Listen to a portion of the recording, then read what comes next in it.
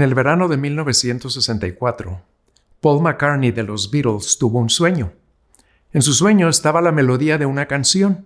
Se despertó y afortunadamente había un piano en su habitación. Inmediatamente tocó la melodía para no olvidarla, y durante el año siguiente escribió la letra de la canción. El 12 de septiembre de 1965, Paul McCartney estrenó la canción en un famoso programa de televisión en los Estados Unidos. El resto de los Beatles se fueron del escenario porque la canción les parecía demasiado tranquila y triste. Y hay quien dice que los otros Beatles se sintieron avergonzados por ella.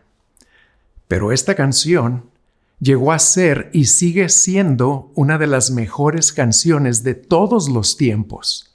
Fue la canción que llevó a los Beatles de ser un conjunto musical popular para niños a ser un conjunto popular para todas las personas en todo el mundo.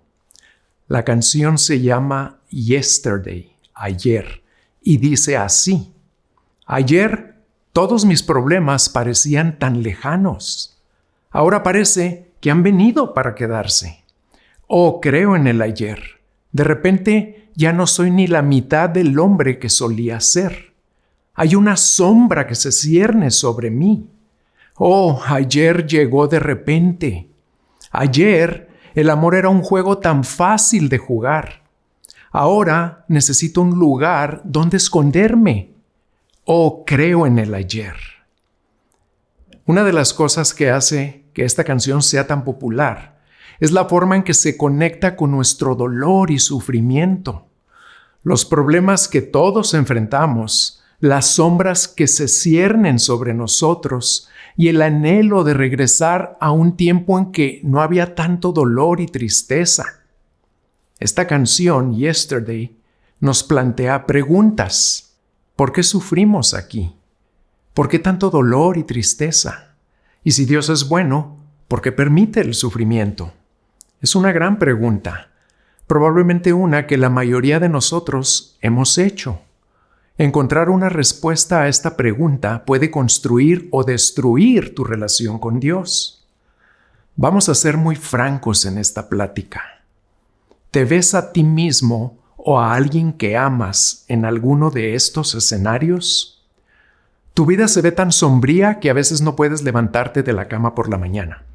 Todo se siente sin esperanza y la idea de enfrentar otro día es agonizante. O tus esperanzas para tu matrimonio se han desmoronado y te quedas destrozado y amargado preguntándote cómo te sucedió esto. O el abuso que sufriste de niño es como una pesadilla que no desaparece, que parece haberse enredado en cada área de tu vida.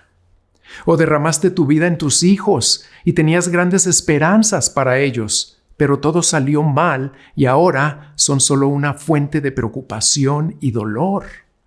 O te estás tambaleando con la noticia de que tienes cáncer. O perdiste a tu madre o a un pariente cercano sin el cual te es difícil vivir. O los mismos remordimientos te atacan todos los días al considerar oportunidades o relaciones perdidas o posibilidades desaprovechadas. O nada es realmente tan malo, pero te das cuenta de que la vida no parece tener mucho sentido.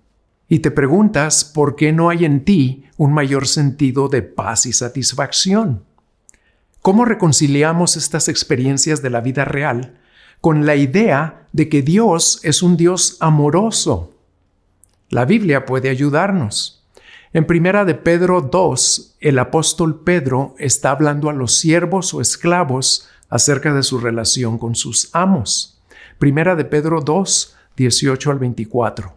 Siervos, estén sujetos a sus amos con todo respeto, no solo a los que son buenos y afables, sino también a los que son insoportables.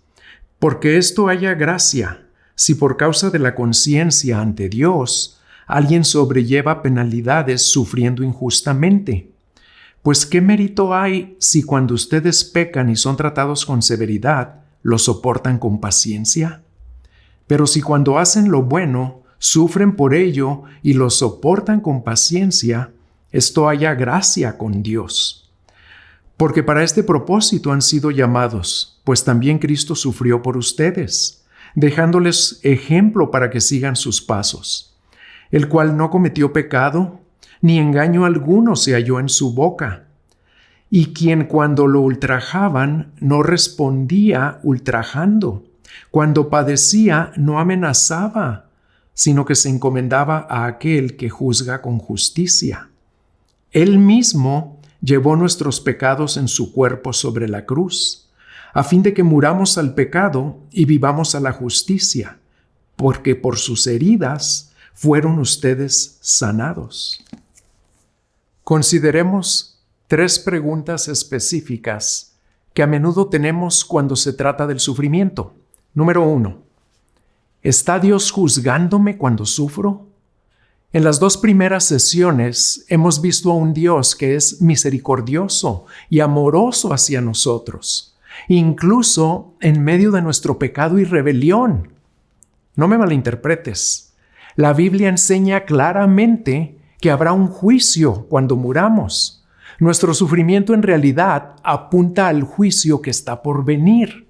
Sirve como una advertencia. Pero Dios no nos está juzgando ahora. En realidad, Él está suspendiendo el juicio para un tiempo posterior. Entonces, si nuestro sufrimiento en esta vida no es el juicio de Dios, ¿por qué experimentamos sufrimiento? Bueno, sufrimos porque vivimos en un mundo pecaminoso, caído. No siempre fue así. Cuando Dios creó el mundo, no había dolor, ni sufrimiento, ni enfermedades, ni pruebas, ni desastres. Esas cosas no formaban parte del diseño original de Dios. Pero Adán y Eva se apartaron trágicamente de su Creador. Ellos eligieron, en cambio, crear sus propias reglas. Pecaron y su desobediencia trajo el pecado al mundo. Su rebelión trajo sufrimiento, enfermedades y desastres a toda la raza humana. Ellos mancharon y envenenaron el mundo. También sufrimos porque otros pecan contra nosotros. Y cuando las personas pecan contra nosotros, nos causan sufrimiento. Versículo 19. Porque esto haya gracia, si por causa de la conciencia ante Dios, alguien sobrelleva penalidades sufriendo injustamente. ¿Qué está diciendo Pedro cuando habla de sufrimiento injusto? Significa sufrir aunque no hayas hecho nada para merecerlo. Y muchos en el mundo de hoy experimentan sufrimiento injusto. Piensa, por ejemplo, en el problema del hambre en el mundo en desarrollo. Los niños están muriendo de hambre y no reciben la nutrición que necesitan. Y no es solo porque no se envía comida. La iglesia en la que se elaboró este curso tiene un programa que alimenta y cuida a cerca de 2,000 huérfanos en África. Una de las razones por las que la comida no llega a los niños es por los líderes corruptos y pecaminosos que explotan a su propio pueblo. La corrupción genera guerras, y las guerras generan hambrunas, y las hambrunas generan más guerras. Los resultados son devastadores, causando sufrimiento a millones de personas. Pero el sufrimiento injusto también puede golpearnos más de cerca. Tu hijo es asesinado por un conductor borracho. Tu esposo te deja por otra mujer. Tu identidad es robada. Tus padres fueron poco amorosos o incluso abusivos. Tus compañeros de trabajo o vecinos te discriminan. Estos son todos ejemplos de sufrimiento injusto, de que otros pecan contra nosotros. También sufrimos por nuestro propio pecado. Versículo 20. Pues, ¿qué mérito hay si cuando ustedes pecan y son tratados con severidad, lo soportan con paciencia?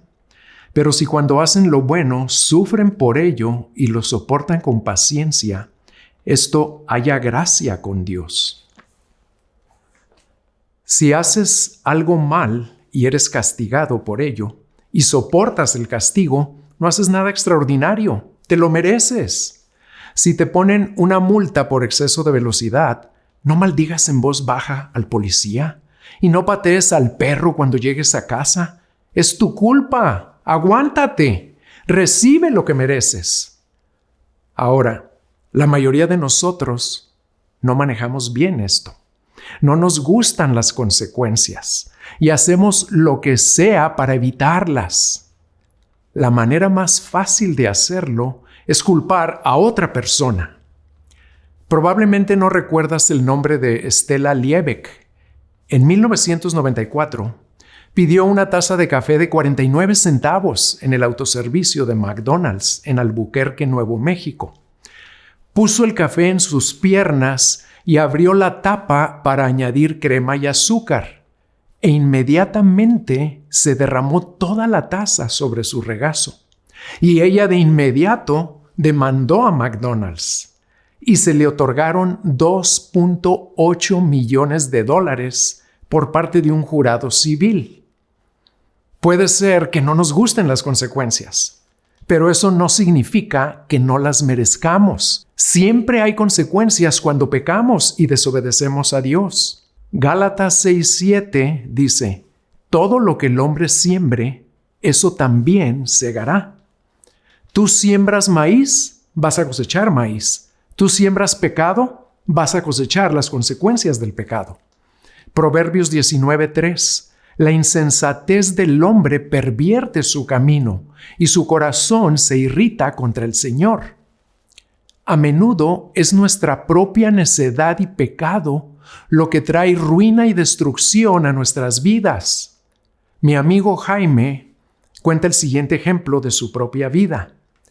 Cuando estábamos creciendo, mi hermano y yo estábamos muy interesados en las patinetas. Y había un truco en el que saltas y pateas la tabla hacia arriba. En mi tercer año de preparatoria, intenté hacer ese truco y al aterrizar en el filo de la banqueta, caí hacia atrás y me rompí el brazo.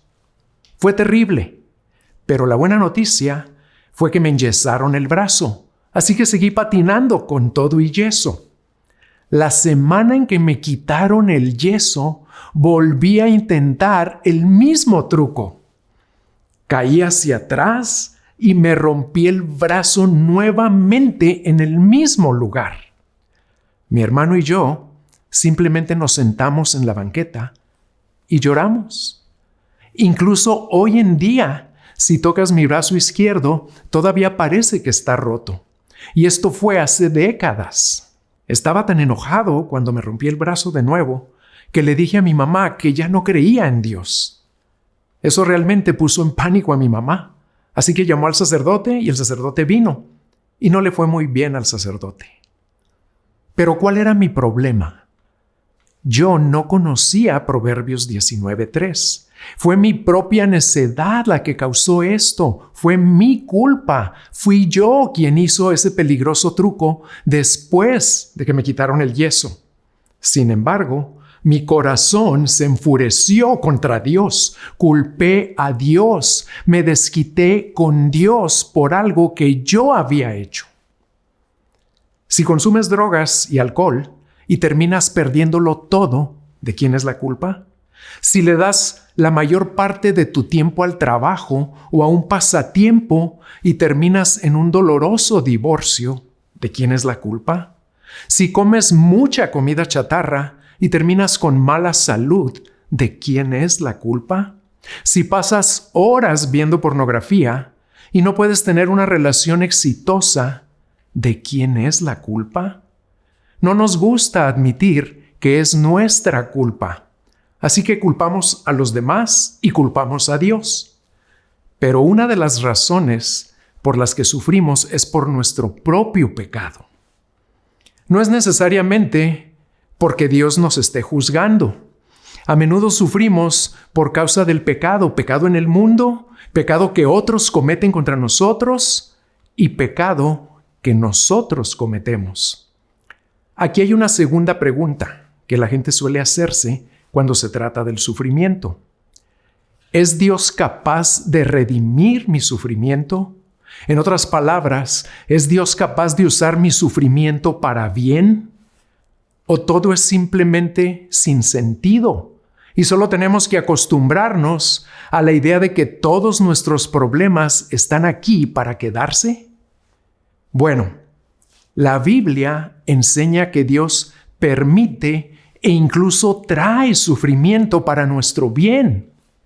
Dios en realidad puede usar el sufrimiento para tu bien. Hay varias maneras en que lo hace. Una es que el sufrimiento puede llevarnos a Dios. Una de las razones principales por las que Dios permite pruebas y dificultades es para acercar a los hombres y mujeres a Él. Cuando no tienes muchas pruebas, cuando las cosas van bien, es difícil ver tu necesidad de Dios. Pero cuando sufres, empiezas a ver tu propia debilidad, fragilidad y pecado. Y esto puede ayudarte a ver tu necesidad de Dios, a ver que necesitas ayuda. Sé que muchos de ustedes están en medio de sufrimiento o de alguna clase de prueba. Tal vez Dios ha usado eso para traerte al curso El Puente. Eso es algo bueno. El sufrimiento puede llevarte a Dios, pero no siempre lo hace. Muchos que sufren solo se enojan con Dios y lo rechazan, como mi amigo Jaime cuando se rompió el brazo. Otros están confundidos y desilusionados y simplemente ignoran a Dios y se alejan. Pero Dios puede usar las pruebas para acercarte a Él. ¿Qué prueba estás pasando? ¿En qué área de tu vida estás sufriendo? Tal vez Dios no te está juzgando, ni tratando de hacer tu vida miserable.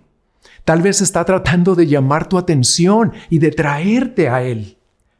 Así que el sufrimiento puede llevarnos a Dios. El sufrimiento también puede traer madurez. Dios puede usar el sufrimiento para madurarnos y hacernos crecer. Dios quiere que los cristianos sean más como Él, que crezcan en madurez. Y la manera en que eso sucede es a través de las pruebas. Yo quisiera que fuera diferente, pero la Biblia dice una y otra vez que las pruebas equivalen a crecimiento. Santiago 1, 2 al 4 dice: Tengan por sumo gozo, hermanos míos, cuando se hallen en diversas pruebas, sabiendo que la prueba de su fe produce paciencia, y que la paciencia tenga su perfecto resultado, para que sean perfectos y completos, sin que nada les falte. ¿Qué está diciendo Santiago? ¿Por qué consideraríamos las pruebas como sumo gozo?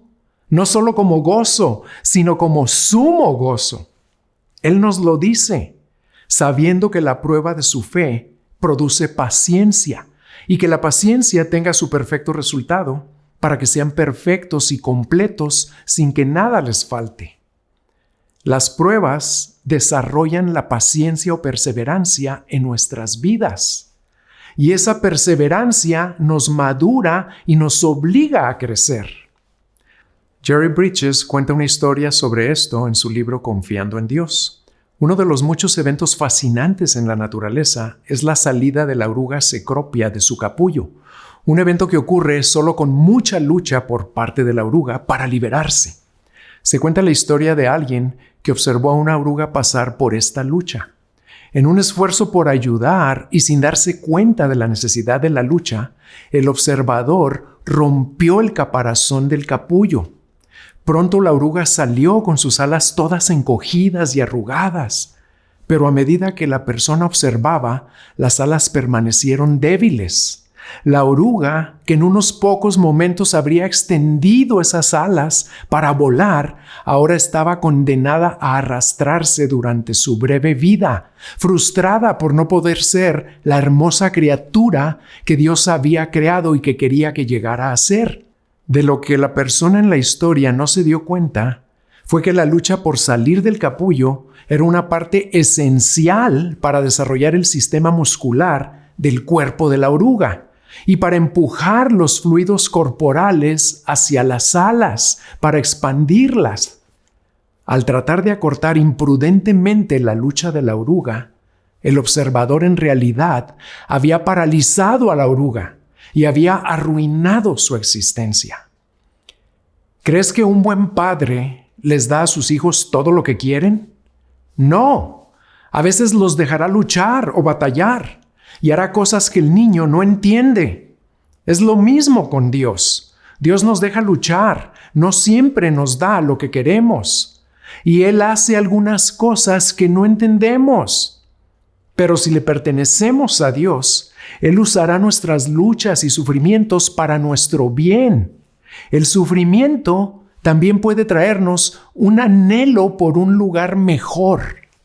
Dios puede usar el sufrimiento para hacernos anhelar nuestro verdadero hogar. Si este mundo fuera todo lo que hay en la vida, entonces el sufrimiento parecería sin sentido en el mejor de los casos y cruel en el peor. Pero este mundo no es todo lo que hay. No fuiste creado para este mundo, para encontrar la satisfacción suprema en este mundo.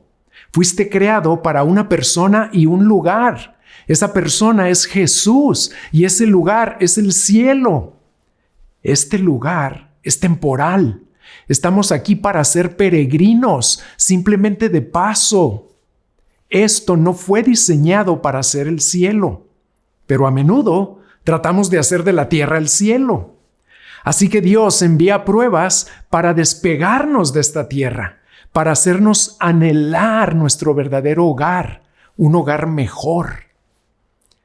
La meta de Dios para nosotros en nuestro breve tiempo aquí en la tierra no es solo la felicidad temporal, es prepararnos para la eternidad, hacernos anhelar nuestro verdadero hogar. Así que podemos ver que algunos sufrimientos son causados por el pecado, el mundo pecador, el pecado de los demás y nuestro propio pecado. También vemos que Dios puede usar el sufrimiento para acercarnos a Él, para madurarnos, para hacernos anhelar un lugar mejor. Estas cosas pueden ayudarnos a entender parte de nuestro sufrimiento, pero no todo. Hay veces en que sufrimos y no tiene sentido. No puedes ver ninguna razón para ello, ni ningún bien que pueda surgir de ello. Existe misterio en el sufrimiento.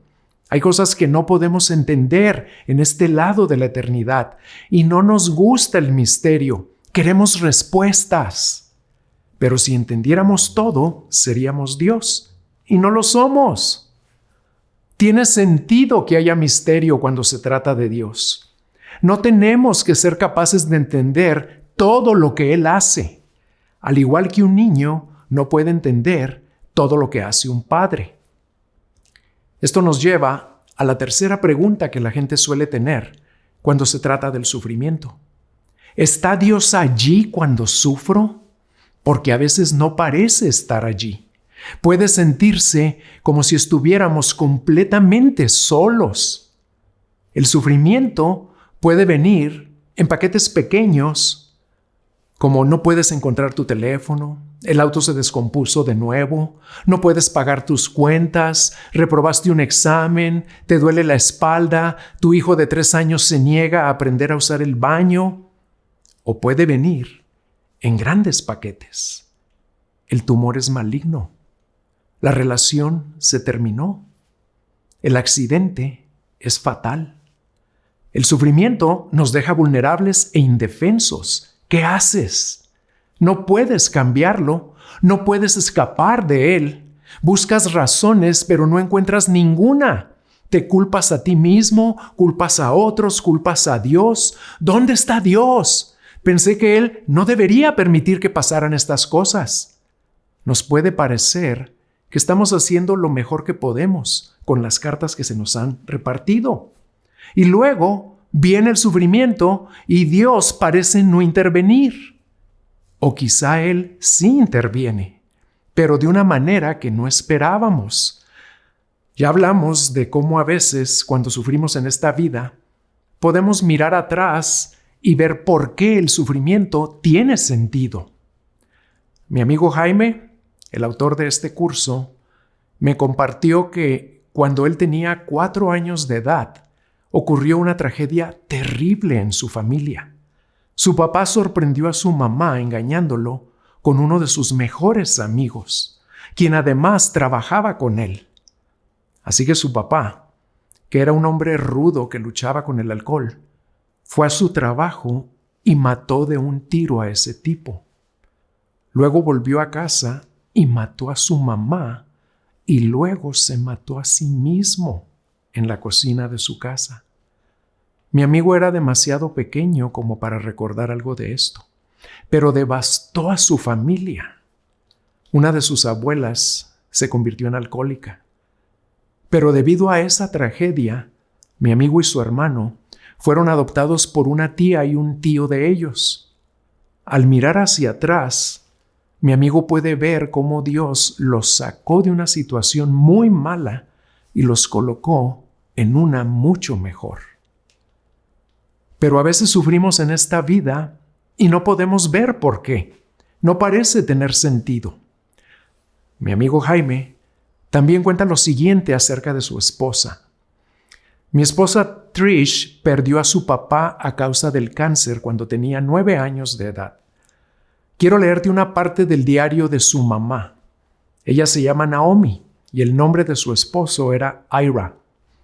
Crecieron en un pequeño pueblo llamado Shunick, Pensilvania. Vivían en una pequeña casa móvil con una franja rosa. No tenían mucho dinero, pero habían ahorrado y su papá estaba construyendo una pequeña casa para ellos.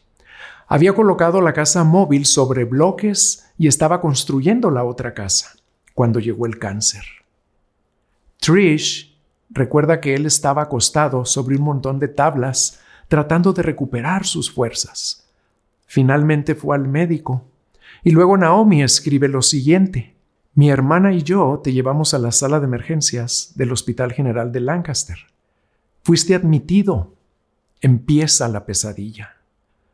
Una horrible, fea palabra proyecta una sombra oscura sobre todo el mundo.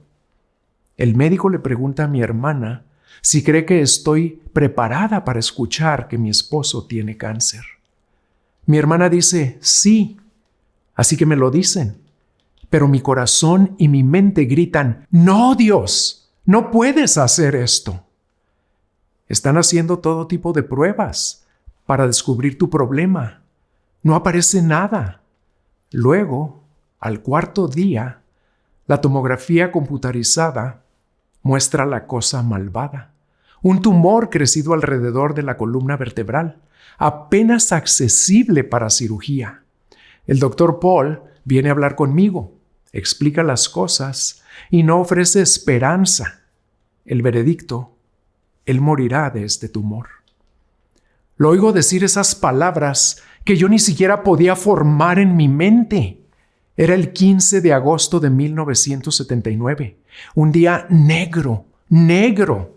Mi corazón está tan pesado que me parece que no puedo cargarlo físicamente. Siento que pesa alrededor de 2 toneladas. Me resisto a la tierna dirección de Dios. ¡Oh Dios, no! No quiero ir por este camino. Es oscuro e incómodo. Me gusta caminar donde mi entorno es familiar y cómodo y donde puedo ver hacia dónde voy. Por favor, no me lleves por este camino.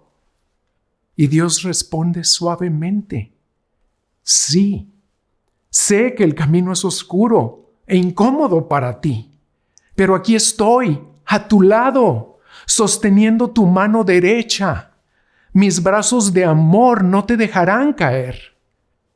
Así que avanzo a regañadientes, explotando a veces con enojo contra él, como una niña consentida. Pero él cumple su promesa. Nunca suelta mi mano ni me abandona. Una parte realmente increíble de la historia fue la pequeña iglesia de la que formaban parte y la manera en la que esa iglesia los cuidó.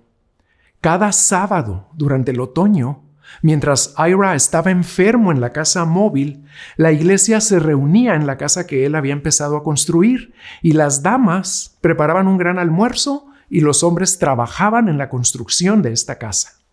Hicieron esto cada fin de semana, hasta justo antes de Navidad, cuando la terminaron.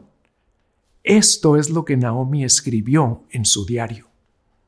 Finalmente, todo lo que ha consumido nuestra energía, tiempo y esfuerzo está llegando a su clímax. Las alfombras están puestas, las cortinas están colgadas, te envolvimos en una bolsa de dormir y te atamos con una sábana a una silla para mantener tu espalda recta. Y te llevamos desde nuestra vieja casa móvil a nuestra casa nueva. Colocan tu silla. Todos dan un paso atrás y tú miras alrededor con una expresión de asombro en tu rostro. Luego empiezas a agradecer a nuestros amigos y eso te sobrecoge de emoción. Te pones la mano sobre los ojos y comienzas a llorar. No eres una persona dada a derramar lágrimas. Y cuando te veo llorar, voy hacia ti y presiono tu rostro contra el mío y nuestras lágrimas fluyen juntas. Al poco tiempo de haberse mudado, después de Navidad, Ira se debilita rápidamente. Naomi escribió esto. Tragar se ha vuelto muy difícil para ti. Te pones cada vez peor durante el día, hasta que por la noche no puedes tragar en absoluto. Has dejado de comer, y cuando miro tu querido rostro, puedo ver claramente tu cráneo delineado y tus ojos hundidos. Esos brazos que eran tan fuertes y capaces de mucho trabajo duro, que una vez manejaron con destreza una raqueta de tenis, golpeando pelotas por encima de la red desde el rincón más lejano de la cancha. Ahora son del tamaño de un palo de escoba. Pero no hemos podido enfrentar esto y no hemos visto a la muerte de frente. Sé que debo enfrentarla, así que me obligo a decir en voz alta, Él va a morir. Voy contigo más tarde esa noche y hablamos de eso y pasamos un tiempo dulce y precioso juntos. Me dices, oremos. Así que yo oro primero y luego oras tú. Me voy a la cama sabiendo que el Señor te llevará muy pronto. Mi corazón se rompe, pero me siento extrañamente aliviada porque te he soltado. He renunciado a tenerte bien agarrado y te he entregado a la voluntad perfecta de Dios, incluso si esa voluntad perfecta es la muerte. Fue muy difícil entregarte. Te amé tanto, mi querido Ira. Me siento contigo, con mi brazo debajo de tu cuello y miro tu querido rostro. Estás luchando con algo de flema en tu garganta, pero no estás en agonía. Finalmente, empiezas a dar largas y profundas respiraciones, con una larga pausa entre ellas. Escucho sin atreverme a respirar yo misma, porque sé que una de estas respiraciones será tu última. Respiras otra vez. Espero y espero. Y sé que en este mismo instante tu alma está alzando el vuelo hacia la gloria. Has dejado esta cama de sufrimiento. Estás libre. Pero cuánto deseo no haberme quedado aquí. Gracias, Dios, por resolverlo todo maravillosamente para que pudiéramos tenerlo un poco más de tiempo. Gracias por nuestra hermosa Navidad. Gracias porque papá pudo disfrutar de nuestra casa con nosotros.